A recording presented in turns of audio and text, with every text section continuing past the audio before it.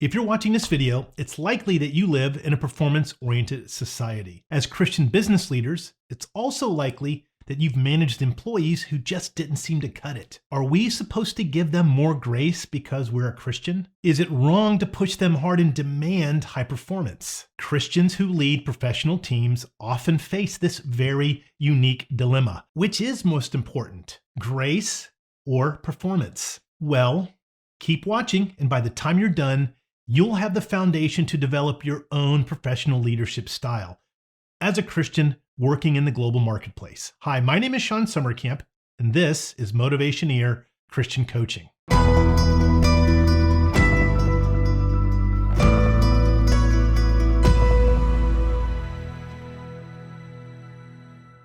Don't forget to like and subscribe to this channel.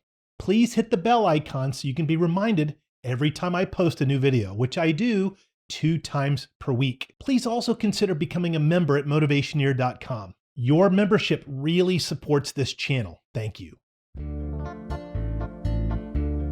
A massive global leadership study was done at the Wharton School of Business in order to determine universal leadership practices and values. 170 researchers across 62 societies over a span of 11 years published their findings in 2004. The book is titled Culture, Leadership in Organizations. I'll leave links below. One of the most influential findings as a result of this study is the dichotomy between high performance-oriented leaders and low performance-oriented leaders. According to the study, if we push our employees for high performance, we tend to devalue them as human beings. If we give in to valuing them as human beings, we tend to give up on high performance results, again, according to the study. As Christian leaders, which do we choose?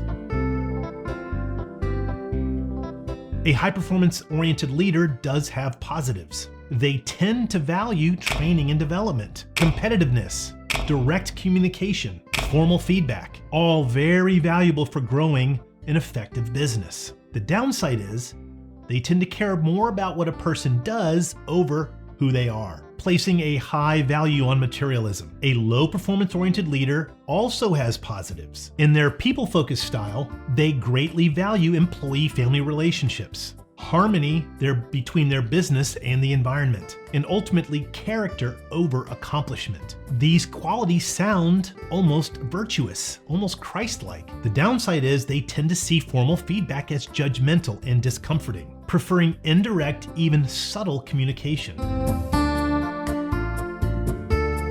And for many Christians, the high-performance-oriented leadership style does create a lot of internal conflict. It seems like ambition over contentment, performance over grace, greed over generosity. And since performance reviews happen annually, Christian leaders tend to struggle giving an employee who has not done very well a poor performance review. Instead, they cut them even more slack. Do we make it more difficult to walk like Christ when we have a constant striving for measured improvement?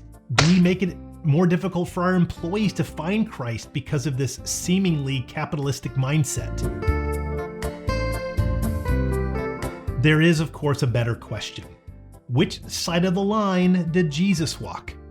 Did he lean more towards grace, or did he lean more towards performance? Well, examining it, we have to consider this. On the one hand, he did come to fulfill the law, which meant he didn't break a single covenant command.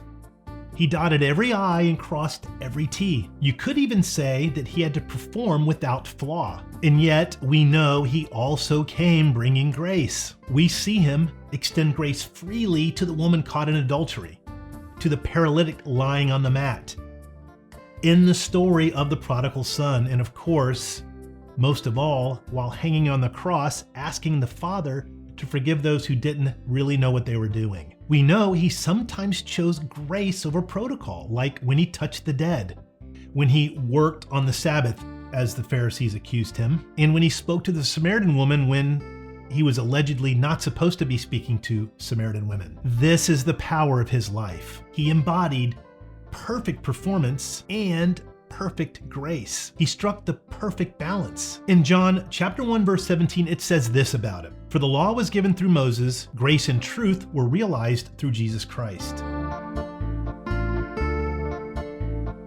Grace and truth. Here it is. Truth is standard. It's customary. It's to the point. Grace is relational. It's free. It's inviting. Jesus proved through his life that grace and truth are complementary, not contradictory. For example, in truth, he told the rich young ruler to give up all of his possessions and give it to the poor and come follow Jesus. To the man who had to bury his father, Jesus said, "Let the dead bury their own dead. You come follow me." To the Canaanite woman, he said, "It's not right to take the children's food and feed it to the dogs." He even called the Pharisees a family of snakes, citing that their language was the native tongue of their father, which he was referring to lying and the devil. Do these actually highlight an ungracious, harsh Jesus? The answer, of course, is no. Why? Because he was able to speak this truth in grace. The big question is how. How did he do it, and how can we do it? If we tried to imagine ourselves saying these incredibly difficult things that Jesus said while being gracious with the people we're speaking to, it would be unimaginable. It'd be very hard to imagine this. So what's the answer? How did he do it? The answer is easy. I'm sure you've already guessed it by now. It's love. He did it in love. Remember, to the rich young ruler, it says Jesus looked at him and loved him. The man with the funeral plans, Jesus knew he was just making excuses, so he called him on it. To the Canaanite woman and all those watching, he showed her that her faith would be richly rewarded. And he spoke to the world through this scene with the Pharisees, where he illustrated that their ungracious, self-righteous behavior was not acceptable. It was to be condemned. Jesus spoke the truth in complete grace because he loved. This is our answer. This is how we call our employees to a high performance-oriented mindset while simultaneously embodying the virtues of a low performance-oriented style, which means we say yes to grace and performance through love. And loving our employees means extending a gracious attitude with gracious words and gracious deeds in all situations, and then speaking the truth to them.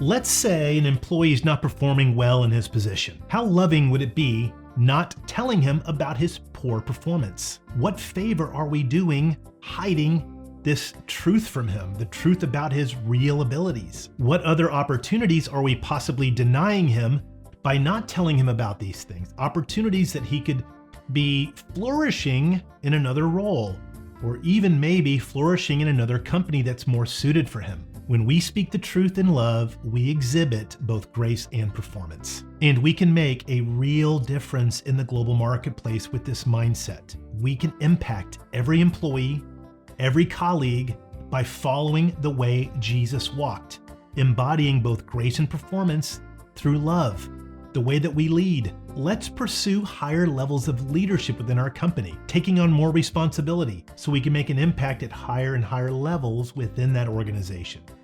All for the glory of God. And we can do it through grace and performance, which is love. Thanks for watching. Please like and subscribe for 2 new videos each week. Tell me in the comments below about your career situation, and I'll make a video for you with a shout out. You can also become a member at motivationeer.com. Your career is not just a way to make a living, it's a way to transform the world.